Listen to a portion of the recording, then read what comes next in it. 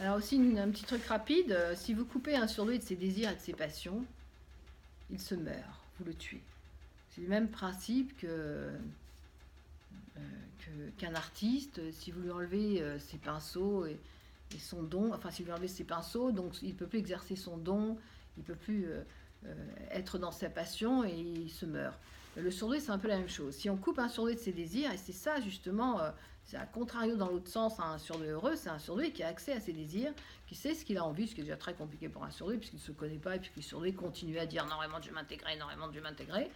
Allez-y, on se reverra, rendez-vous dans 5 ans, c'est dommage, on aurait pu faire plein de choses ensemble. Mais donc c'est ça la difficulté, c'est que le surdoué, vous lui enlevez ses passions, vous lui enlevez cette espèce de folie de vouloir faire, d'avoir envie de faire, d'avancer, et ben vous le tuez. Vous le tuez, c'est-à-dire tu me tues, amertume, c'est-à-dire vous voyez, vous lui enlevez toute joie, vous le mettez dans une tristesse profonde.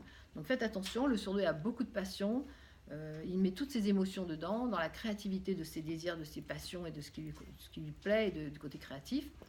Et c'est vital pour un surdoué, c'est vital. Ce côté créatif qui est un côté féminin est complètement vital pour le surdoué. Voilà.